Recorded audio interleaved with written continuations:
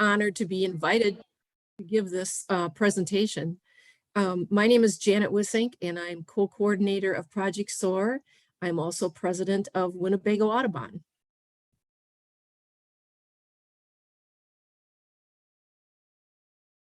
There we go. Hi, and I'm Erin. Sorry about that. When I share my screen, things kind of disappear on me. But yeah, so hi, I am Erin Giese. I work at the University of Wisconsin Green Bay's Coffran Center for Biodiversity as the senior research specialist. I'm a bird biologist by training.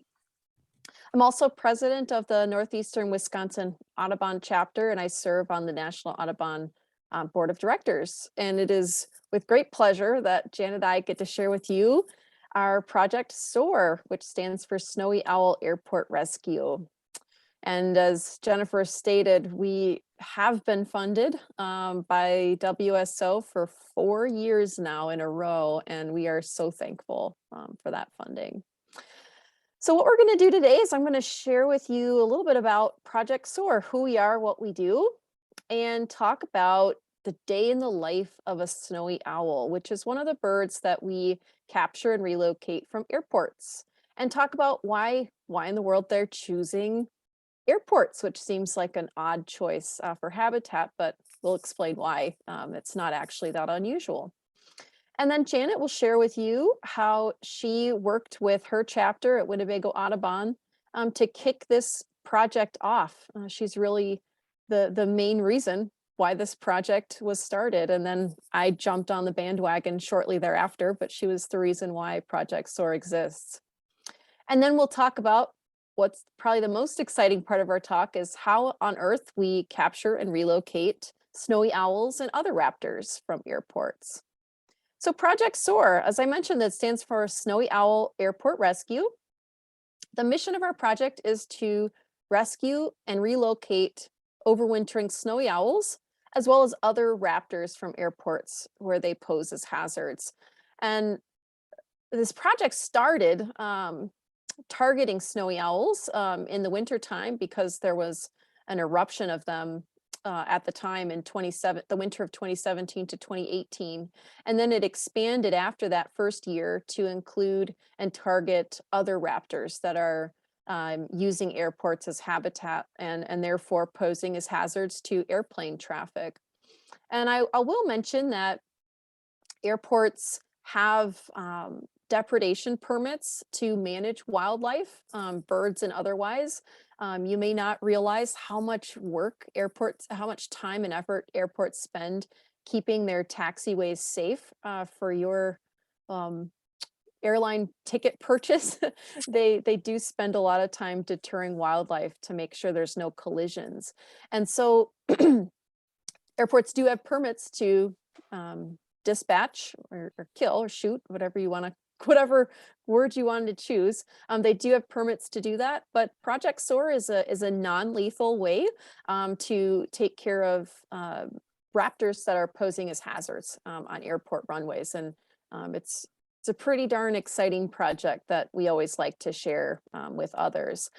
But sharing this project would not be possible without mentioning a few other people that are on our leadership team. Janet and I are just a few people that are helping on this project. So on the left, Janet, can you nod if you can see my mouse? Okay, thank you. So this is Frank Uzadowski. He's with the Wisconsin Falconers Association. He's our lead falconer that captures and relocates raptors from airports. And our other assistant falconer, Timothy Hitzman, holding this great horned owl, has also been a huge participant in the removal of these birds from airports. And then the newest members of our team are on the right here, Dr. Mamuna Khan and Tom Meyer here on the right. They consist of our banding team. So they are working towards putting bands or they're kind of look like metal bracelets that go on a bird's leg that will help us determine whether or not the bird that's relocated from the airport will return or not to that same airport. You know, we want to make sure we're not capturing and relocating the same birds over and over and over. So they're working towards banding our birds moving forward, which is really great. Here's a map showing our participating airports. We do target smaller regional airports, and we have 4 participating airports. I know there are 3 dots on the screen. I'll explain that in a minute. The first member of Project SOAR was Whitman Regional Airport down in Oshkosh in the Fox Valley. That was Janet will be telling you that. We'll be telling you that story. And then Green Bay Austin Straubel International Airport is another major participating airport that I helped wrangle with Northeastern Wisconsin Audubon. And then we have Waukesha County Airport down here just west of Milwaukee. And we have a 4th airport that prefers to remain anonymous as a participating airport with Project SOAR. This project is run by volunteers, our falconers, our banders. They all have full-time jobs that are not this, that are not helping with Project SOAR. So they're volunteering their time, spending hours and hours on the road, driving to airports, picking up birds and relocating them, 40 to 60 miles away from the airport. And so we have been fortunate enough to receive a tremendous amount of funding over the years from all of the entities that you're seeing here, some of the biggest contributors being the WSO, various Audubon partners, and our airports are some of the biggest hitters. And then we have 2 private donors that have also contributed a lot, and they've all helped us make it possible by paying for mileage and equipment and traps, those sorts of things. And we are super, super grateful for all of them, including the WSO. So it's really a privilege for Janet and I to share with us this project with one of our funders. So some of the things that we do outside of capturing and relocating birds is we spend a lot of time with outreach. We give a lot of presentations. Since the start of this project in 2017-18, we've given 21 talks, including the one today, and reached over 700 people that have attended. And some of these presentations are beyond the bird audience. We've also presented at regional airport conferences to try to advocate for non-lethal measures for managing birds. We've also been in the news a lot. The biggest exciting ones were the National Audubon magazine here on the left and the Bird Watching magazine, among other local news stories. And we've also run a lot of fundraisers. Been grateful for our partner, Nancy from Wild Birds Unlimited in Green Bay, who also helped fundraise for our project. And in total, through donations and grant writing, we've raised nearly $14,000. We also sell apparel. If anyone's interested, certainly contact us. As part of Audubon, oh yeah, Janet stood up to show you the shirt she's wearing. So yeah, it's great. They're really nice. So we have a lot of those available if anyone's interested. We do a lot of social media posts on Facebook. And we also, as part of Audubon, part of Audubon's mission is advocacy. So we've been also meeting with Northeastern Wisconsin Congressman, U.S. Congressman Michael Gallagher about our project, and he's been interested in it as well. And then we were very, very, very honored to earn the WSO Special Recognition Award in 2020 for our work on Project SOAR. So that's a little bit about the project itself. And now I'm going to transition to talking about what you probably like the most about this project. There's snowy owls, right? Snowy owls, you can think of them as these charismatic megafauna. I always think of a snowy owl as the polar bear of the bird world, right? Who doesn't like white animals? They always seem to attract people's attention, including mine. I do love snowy owls for their beauty.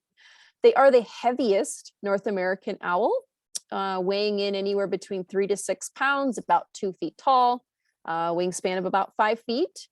They are not the tallest owl in North America. That would belong to the great gray owl. But the snowy owl is the heaviest, even though it's not the tallest, because it has so many down feathers. I'll get into it in a minute, but these birds live in, well, a lot of places, but they do breed in the Northern Arctic circle. And some of them even stay up there all year. And in order to stay up in such a cold climate, they need a lot of feathers, and their feathers even go down and cover all of their scaly toes all the way down to their talons.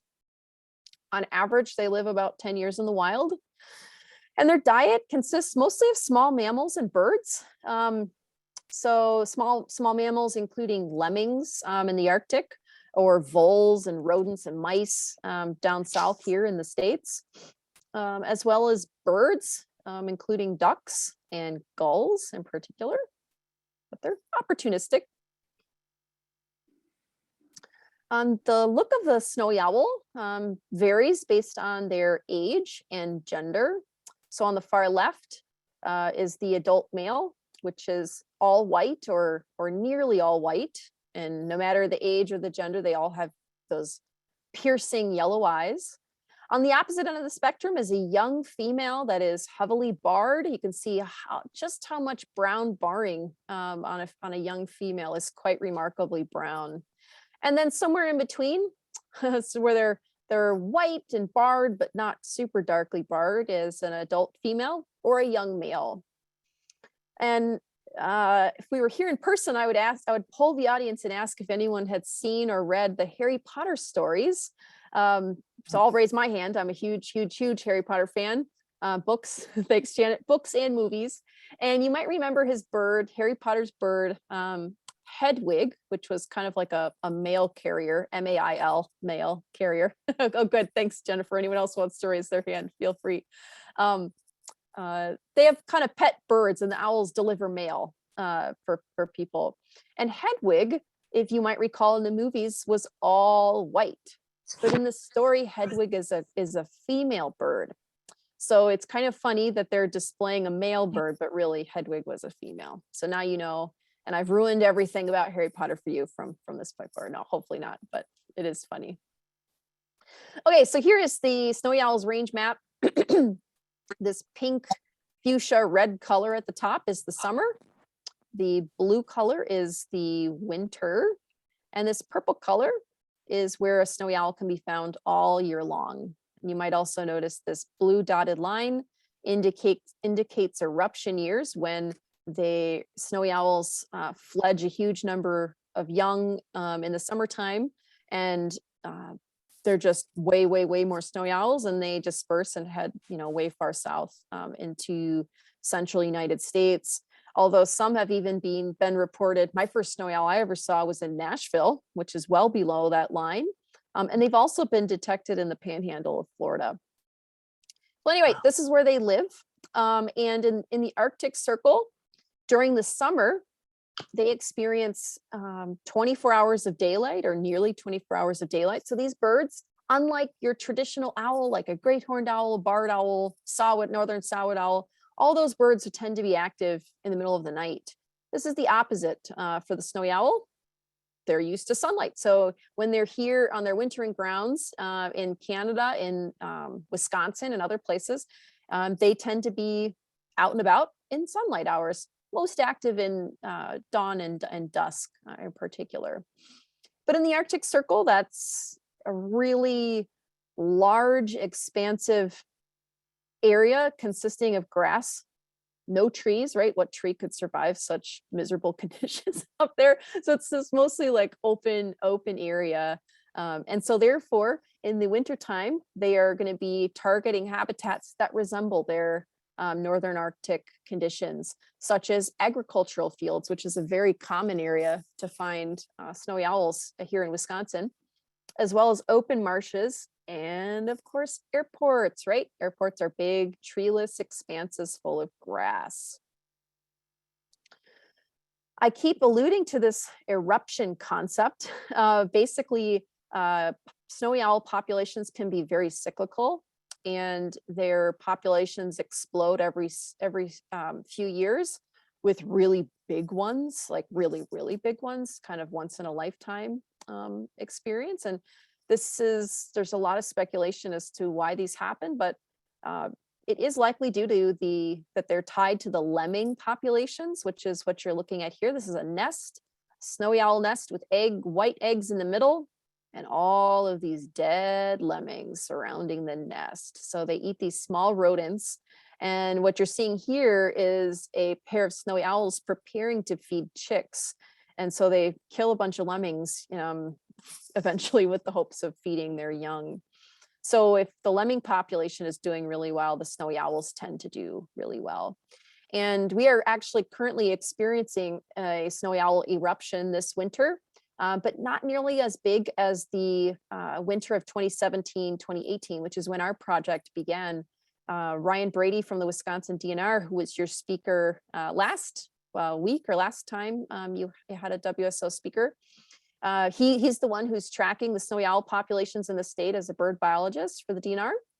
And he estimated that there were roughly 280 that first winter, which was the highest on record in recorded history. Of course, who knows what it was like before people existed, or at least this many people. There was probably more, but that's still a really high number. And this winter, I haven't heard the final count, but I imagine it's on the order of 180, 190. So still really big. So we get snowy owls every year in the state. It's just a matter of how many.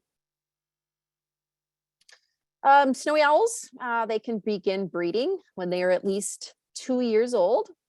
And while everyone likes to see birds mate for life, most birds do not mate for life, but snowy owls are monogamous, meaning that once they pair off for the summer to breed, then they stay together. They don't sneak matings with other birds. And only the females incubate eggs. That's not the case for other species, but in this is the case here, that the females are the ones that are spending the time on the eggs. And they can lay anywhere between 4 to 8 eggs or up to 12 in a single nest.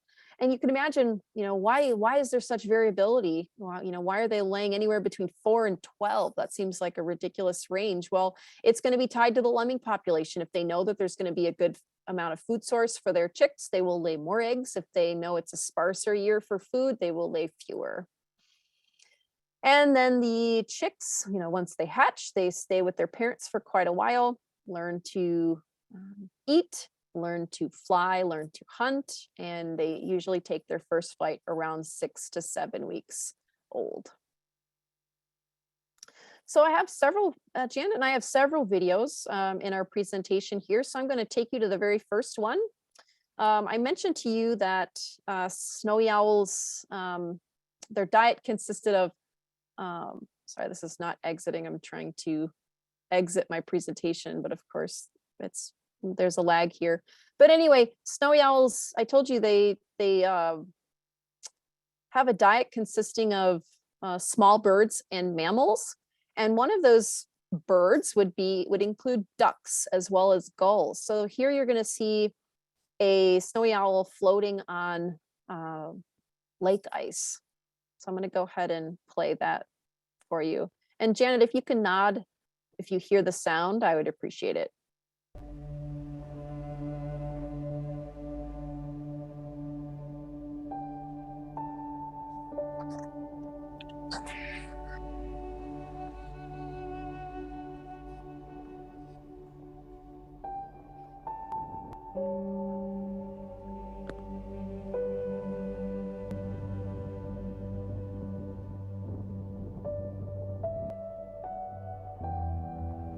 So this video goes on and on of this bird just sitting around floating on the ice. It is quite mesmerizing, as the authors claim. And it's a young female bird, right? Because it's got really, really dark, heavy barring on that bird's chest. And then the next video I'm going to share with you is from the BBC. This is going to show you the day in the life of young chick snowy owls on their Arctic breeding grounds. That music is fun. So you're probably thinking, this nest image that I showed you back here, this looked like a lot of lemmings, right? Not so many lemmings, right? They eat 2 of these, each chick will eat 2 a day. So those parents indeed are kept extremely busy feeding all of those chicks. So snowy owls, which might appear common enough, right? If we've got a few hundred in the state in the winter time, that sounds like a lot, or maybe it doesn't. I guess I don't know what you're thinking, but snowy owls are actually not doing extremely well in terms of their global population. The International Union for Conservation of Nature's Red List, IUCN is what that stands for, and these scientists are responsible for classifying how well populations of species are doing. And the snowy owl was just recently listed as vulnerable on a scale that ranges from least concern, where the population is stable or increasing, all the way down to near extinction or extinction. So vulnerable is the next level down below least concern. And then it starts to get into maybe some familiar terms like threatened or near threatened, threatened, near endangered, near extinction, and so on and so forth. And so they are listed as vulnerable, so that is of concern, certainly. And there are a lot of reasons for their population declines, including vehicle collisions, which absolutely does happen in the state of Wisconsin. They do end up spending time near roads and can collide with cars. They also can die from rat poison. So this is unfortunately common for a lot of raptors that consume rodents that have been poisoned by people, and that poison transfers from the rat or the rodent into the animal that digests that poisoned animal. So that's an unfortunate issue. And electrocution, also common with raptors hanging out on telephone wires. And airplane pathways. I'd never even considered a snowy owl colliding with an engine of an airplane or with an airplane in general, but it does happen. And then some birds aren't able to find enough food. You know, this is probably true for a lot of younger birds that are learning to hunt and can't find food, or not good at not good at capturing food is probably a better way to say that. And then there are also climate change effects affecting all birds, all of our plant communities in the world, all these things. And there will likely be some effects of the lemming population due to warming temperatures in the Arctic. So we are concerned about snowy owls, certainly. So all the better to be able to work on this project where our goal is to capture and relocate snowy owls and other raptors that are posing as hazards at airplanes. So I've kind of given away the big secret of why snowy owls use airports.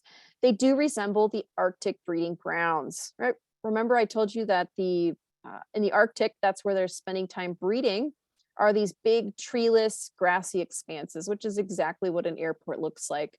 And airports usually are placed in areas near people, and people tend to bring things like voles and mice, and they're attracted to this grass, and other things that the rodents are living in. And so that's therefore going to attract snowy owls and other birds of prey.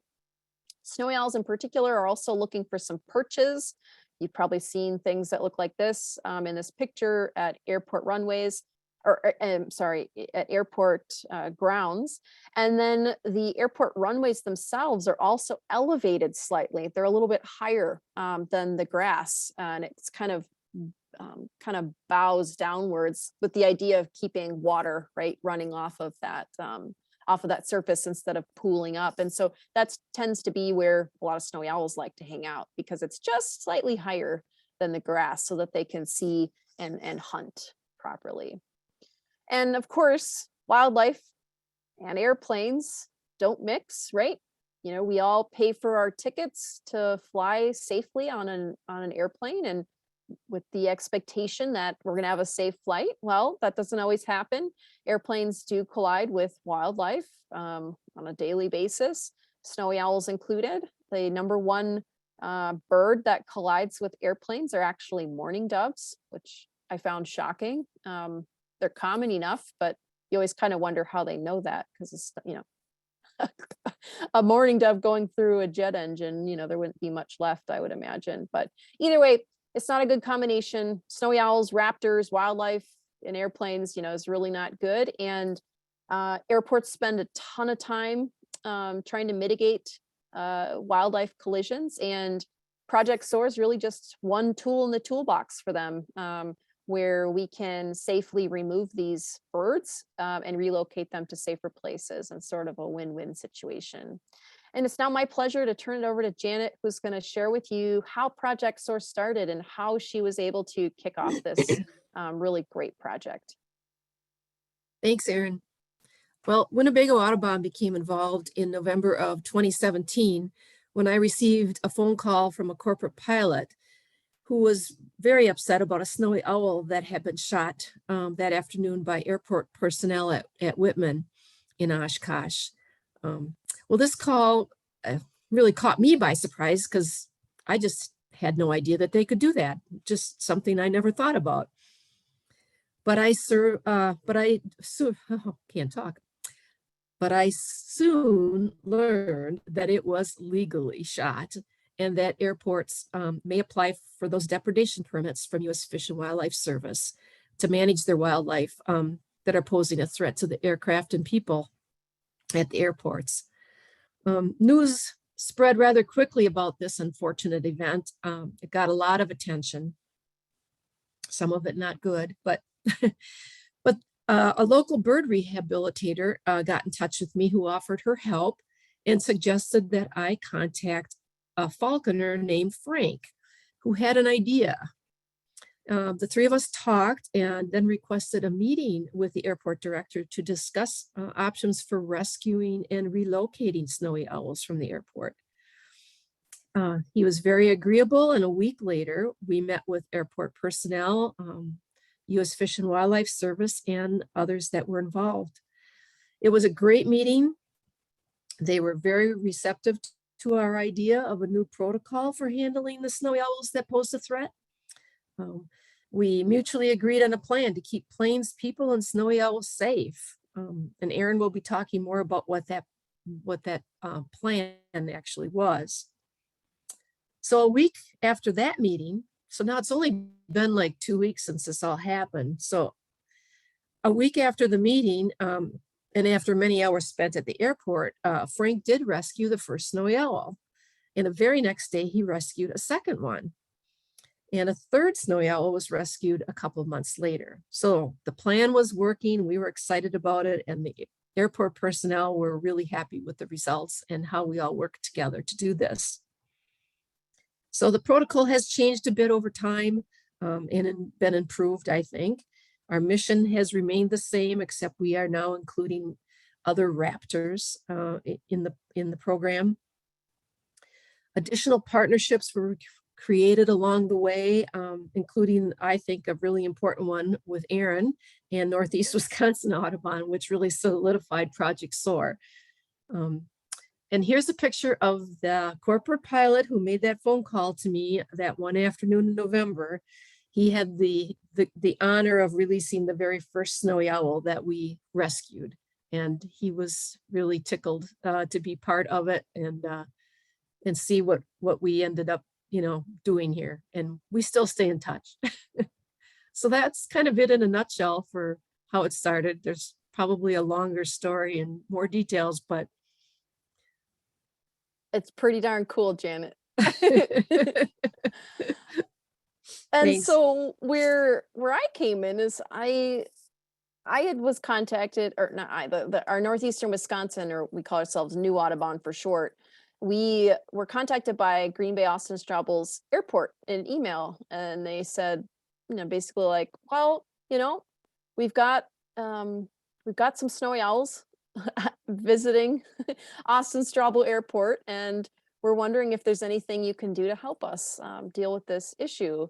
And Janet had sent around emails through Wisconsin Audubon chapters. So I knew what had happened, and I was as distressed as she was, when we found out what happened to that first owl at Whitman.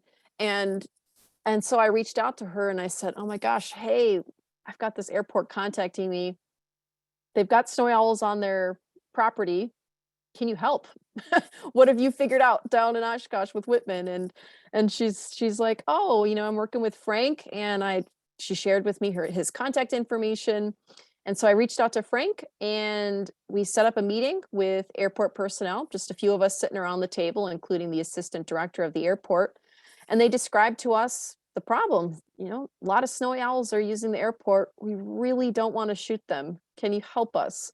And we said, oh my gosh, yes, that's fabulous. And Frank took it from there and was able to get set up and started, setting up traps and capturing birds.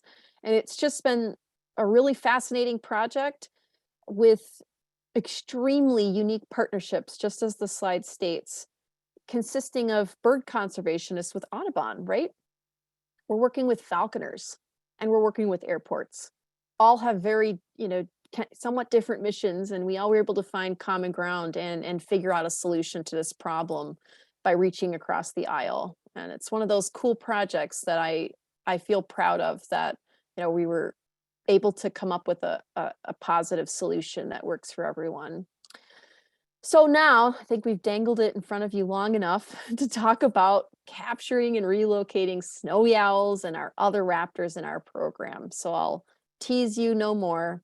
This this is my favorite, probably my favorite picture of this entire project, and here's why. When Frank started going to Austin Strobel and setting up his trap there, I was skeptical, right? Like, oh, I don't know, is this going to work? How's he going to catch these birds? And not a few days after that meeting with Austin Strobel, I get the text message. No words, just this photo. And this was the first bird Frank caught at Austin Strobel. He'd already caught 3, of course, or two by that time, I think, at Whitman. And this was the first bird that we had captured. So I was super, super excited.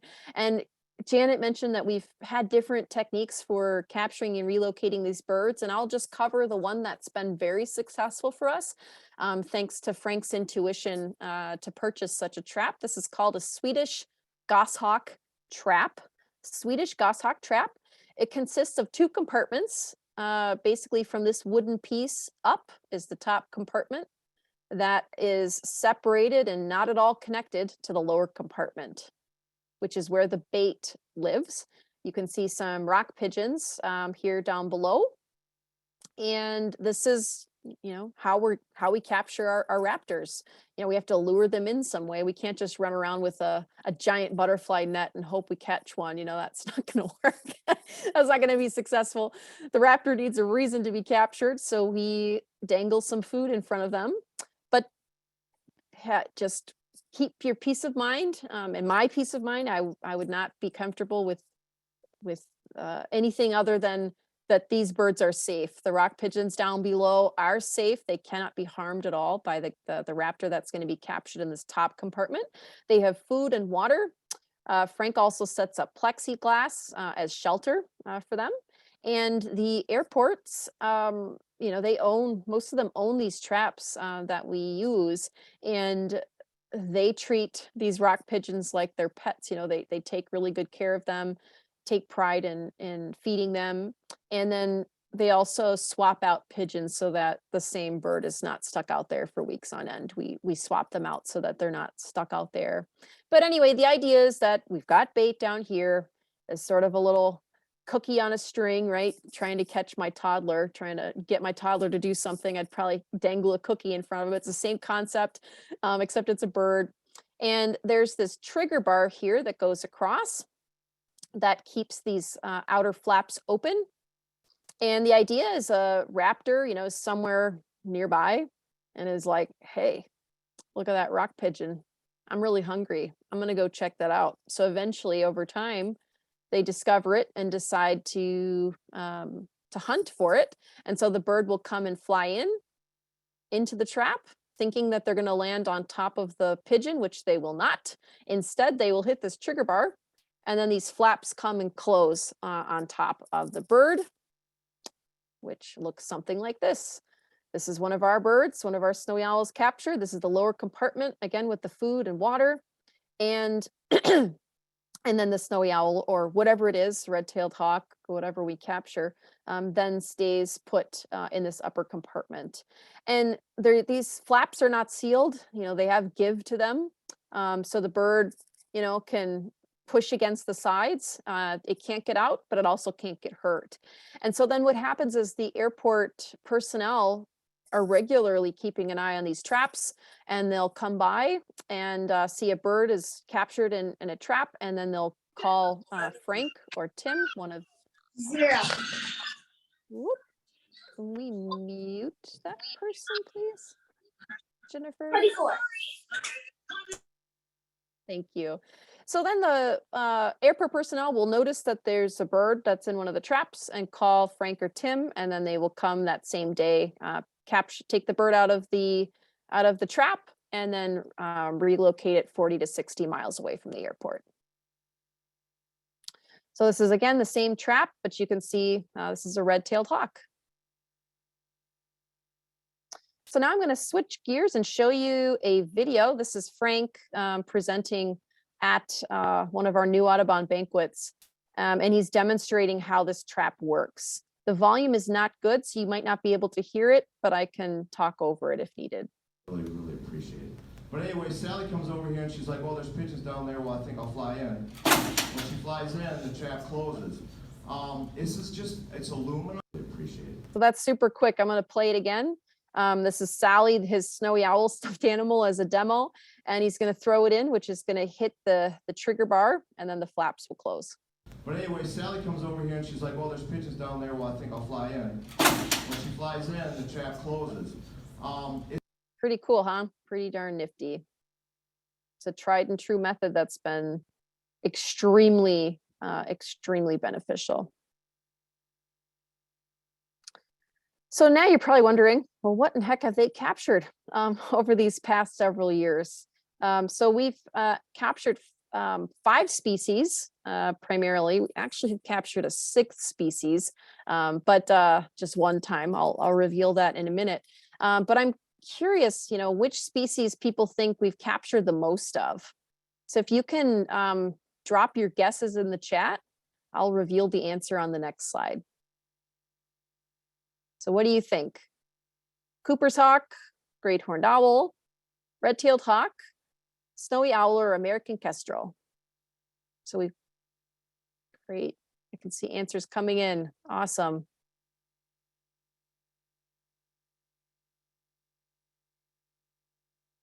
Anybody else want to wager a guess? There's no prize, sorry, except glory. All right. And the winner is red-tailed hawk, is the species that we've caught the most of in the past 4 years, not including this current field season, which we have not compiled the data yet for this year.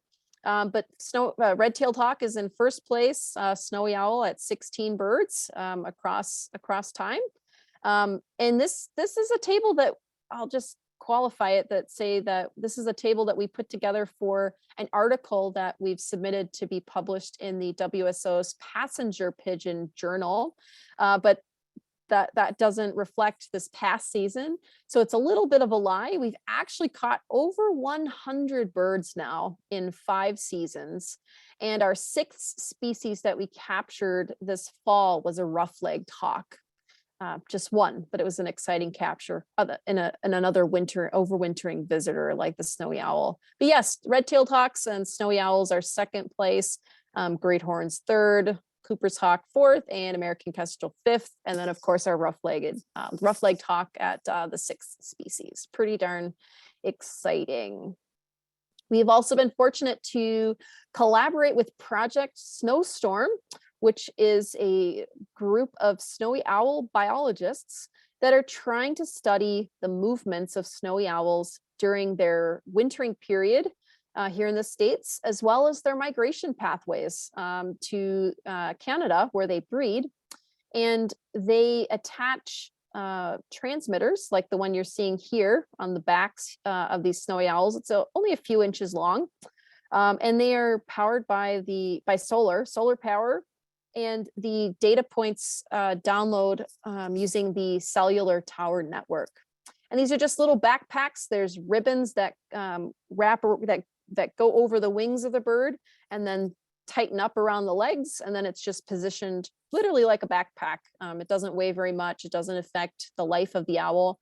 But anyway, we've been communicating with Project SNOWstorm and have been interested. They've been interested as well as us, is whether these birds are returning to the airports that they've been relocated from, which is really what we want to know as well. You know, is our efforts making a difference, or are we just moving these birds far away and then they just return to the same airport? Well, from the data of 3 birds, I've got a third one on the next slide, the answer so far is no, they're not returning to these airports. So you can probably guess, this bird named Austin, this bird named Straubel, they were in fact, I know you're shocked, were collected from the Green Bay Austin Straubel Airport, named by the airport, in 2018. And they were captured and relocated to Buena Vista grassland marsh area in central Wisconsin. And you can see they never returned back to Green Bay. And instead they just stayed, they lived out their winter there and then eventually migrated north into Canada. That's the same story here with Plainfield, was captured at one of our airports and then relocated to Buena Vista. But this bird took a very interesting migration pattern here. The bird started to head north around late March and headed north into early April into Ontario, and then decided, actually, I'm just going to go back south, which is kind of odd, and then back into Minnesota. And then the bird late April finally went north. And these birds, you know, you'll notice we don't really have any more data beyond these data points, and that's could be a few reasons. The bird, you know, could have died, certainly, or the birds migrated to the Arctic and then they never got within cell tower range again. The transmitters do store many data points, even outside of cellular tower coverage. And whenever they get back within cell coverage, the data points will download automatically. So who knows what happened to these birds? Project SNOWstorm has had successfully documented birds going to the Arctic and coming back south, but that was not the case for our three birds. So before I close, I have a few more videos to share with you of some releases of some of the birds that we've been able to capture and relocate for Project SOAR. So this video is of a Cooper's hawk. It's going to be real quick, so I'm gonna play it twice. It's like 10 seconds long.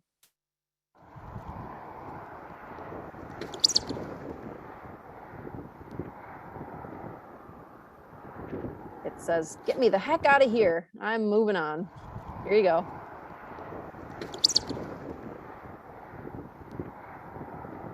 Bird happy to be let go. And here is another release. This bird, Janet, was from the winter of 2020 to 21, right? Can you nod in agreement? Does that sound right? 2020 to 21? Yeah. Okay, that's what I thought. Yeah, so this is Frank. He's carrying a snowy owl that was captured and relocated from an airport. He pulls it out of his bird carrier and is holding it here.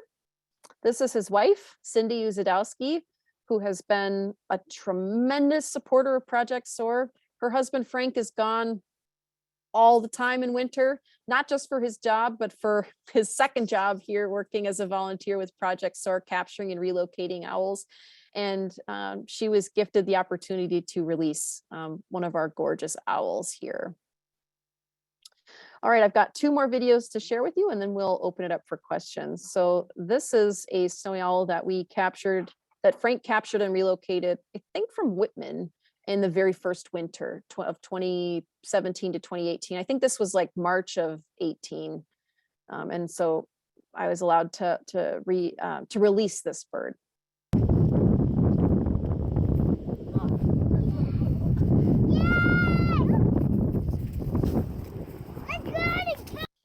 That's Frank's granddaughter after the bird. I'll play it one more time.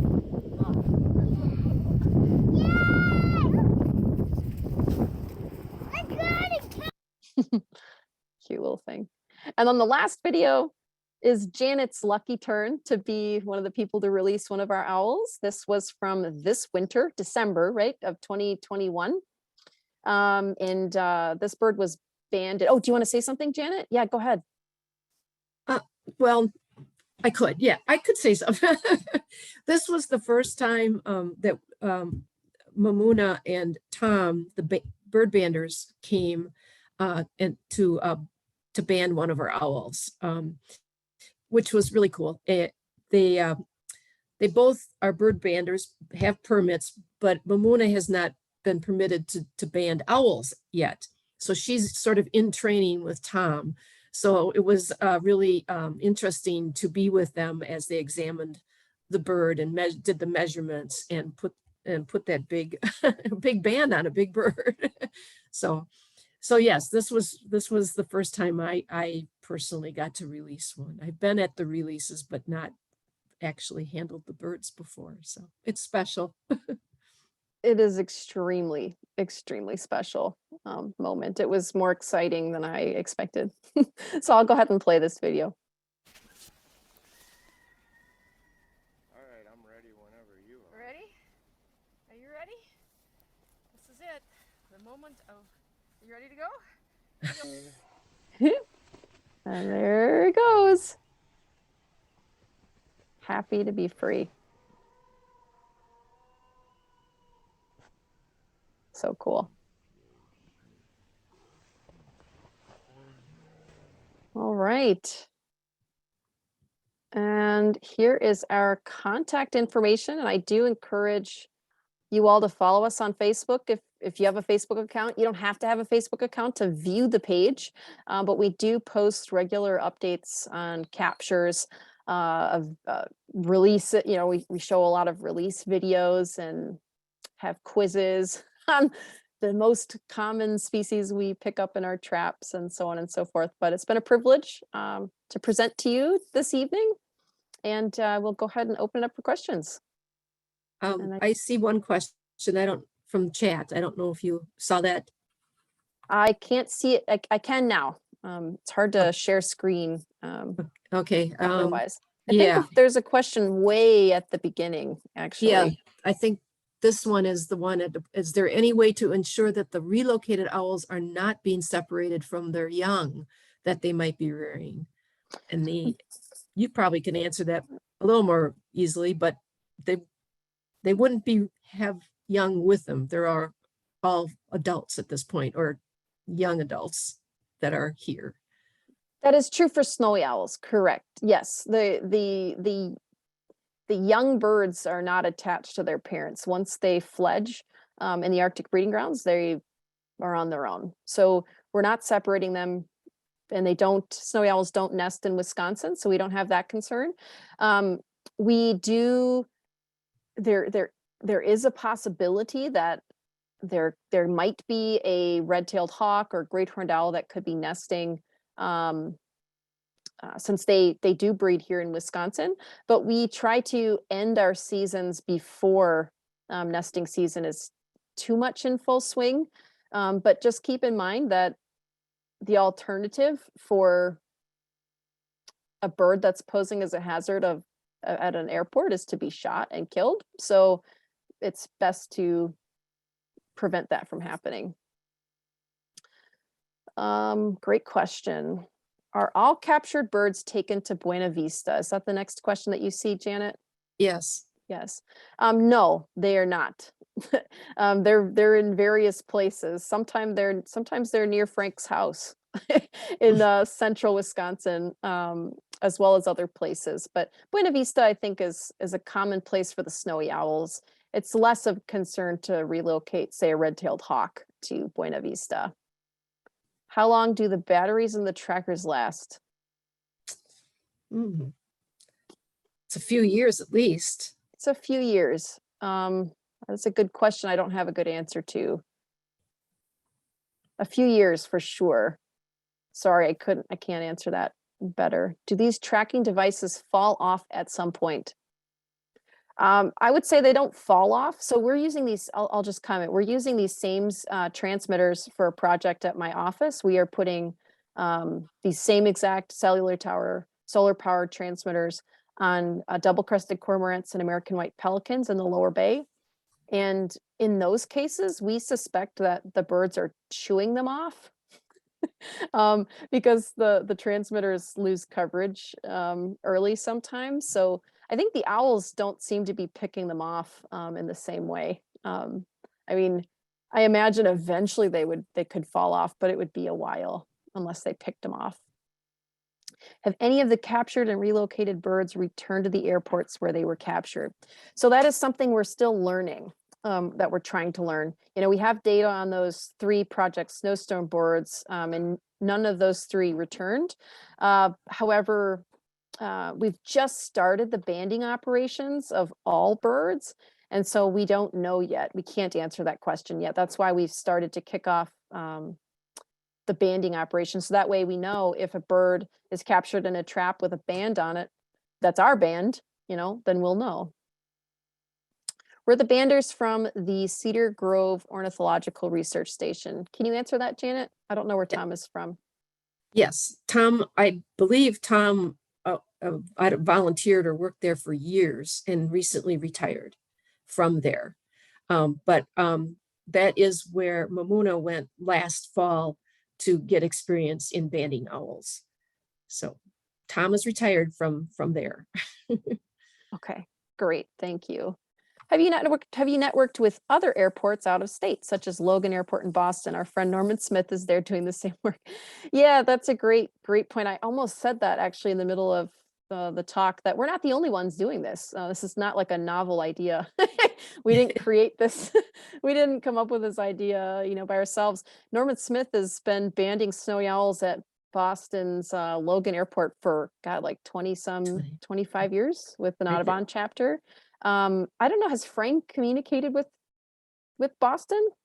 I don't know if our airports have. I have not.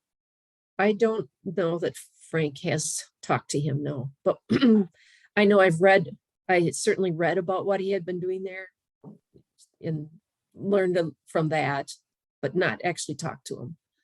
Yeah, me neither. Well, Sarah, if you want to connect us to Norman, that would absolutely be welcome. You don't have to, but I'm going to drop, oh, it auto-corrected my name. Hang on, that's the correct email here, giese@uwgb.edu.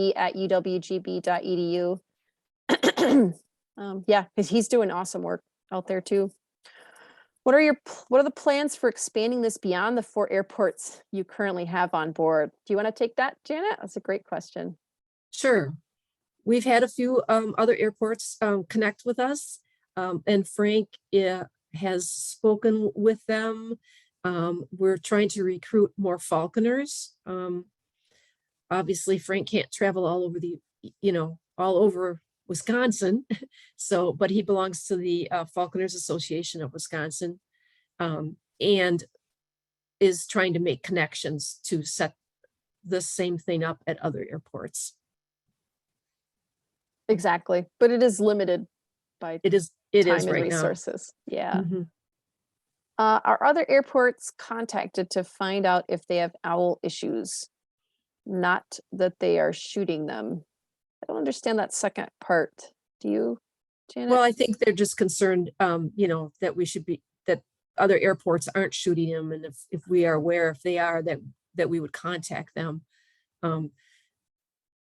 Because of our limitations, I guess, of time and money and people, we haven't really gone out and tried to find more airports, but we do get contacted from people who have connected us with some people that we're working with, other airports that we're trying to get, to work with. Right.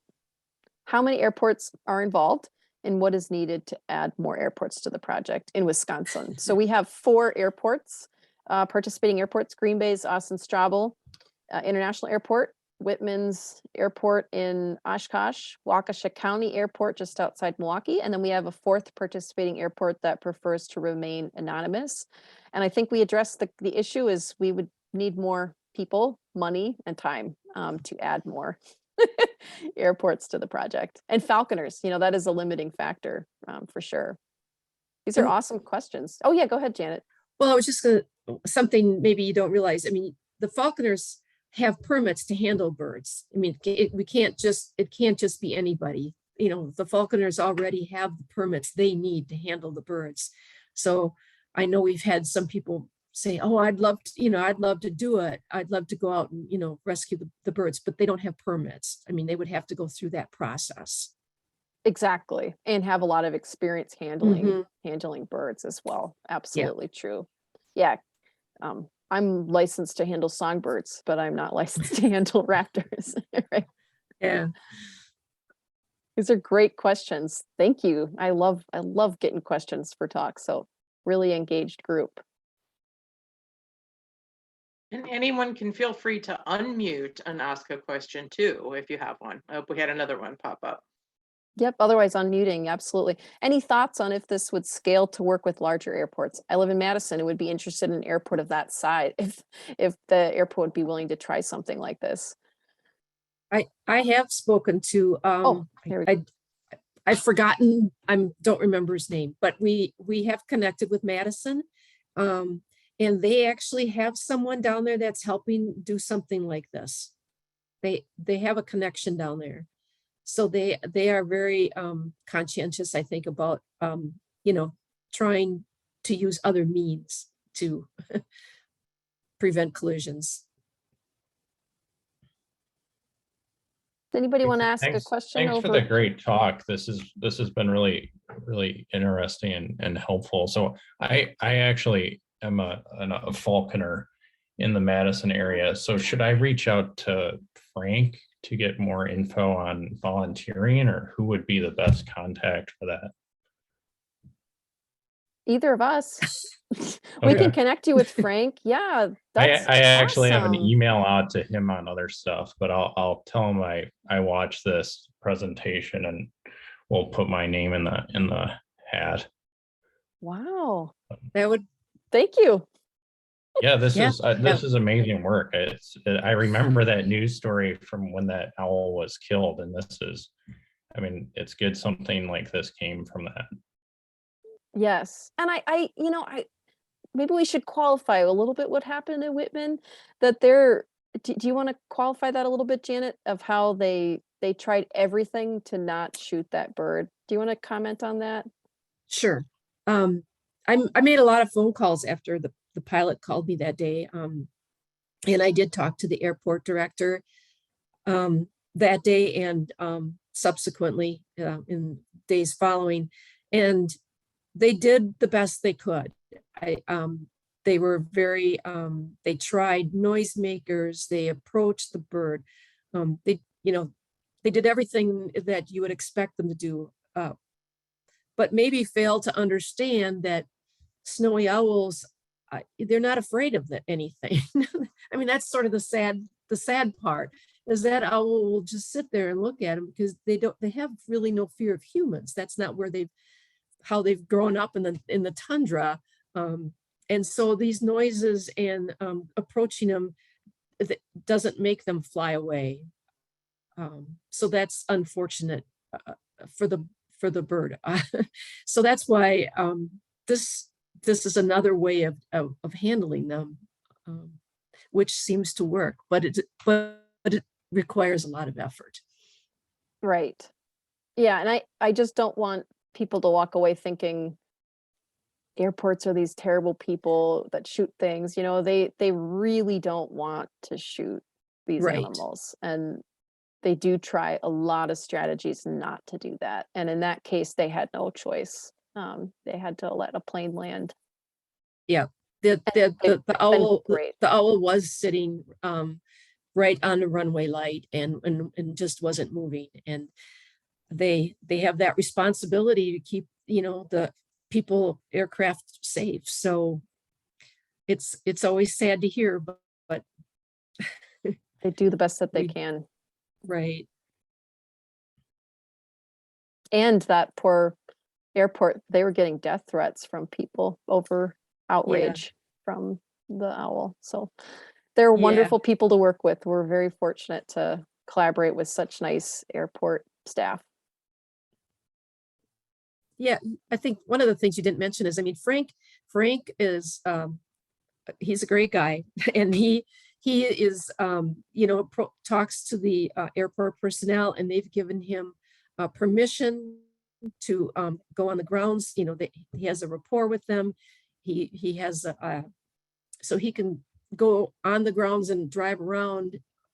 And so he has all that permission to do that with that at these airports, which is great. It saves the airport personnel, time too. But they work with us really well. Like you said, they love feeding them, taking care of the pigeons. They do. Oh, I see hand raised. Manley, go ahead. You may have heard this story of the airport, of the plane that went down in New York. A movie was made about it called Sully, where the pilot landed the plane. The reason that plane landed was it collided with some geese. Mm-hmm. So, birds can cause problems for people. Absolutely. Absolutely true.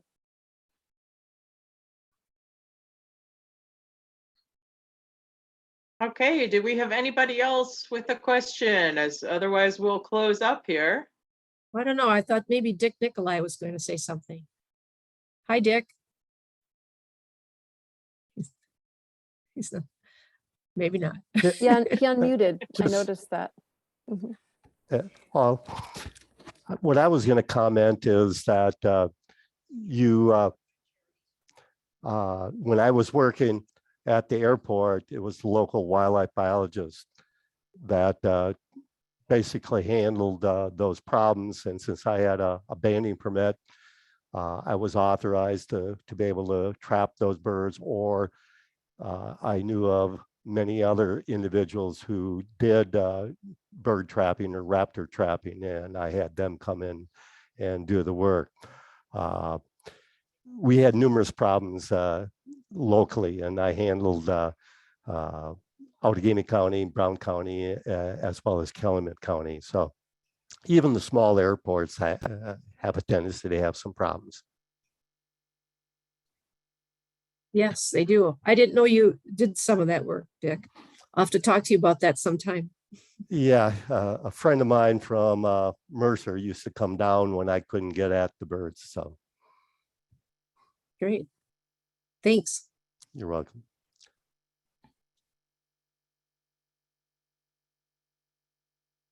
Oh, can you unmute, Jennifer? There we go. I'm so worried about making noise. And thank you so much, Erin and Janet. It was a fascinating presentation. I really enjoyed hearing about what you're doing and how you do it. So thank you again. And, We appreciate it. And we are so grateful for WSO. You've been a huge Yeah. supporter of us. and Yes, thanks to all of our members and others who attended. So we greatly appreciate it. And we hope you'll share the recording. Have a good day, everyone.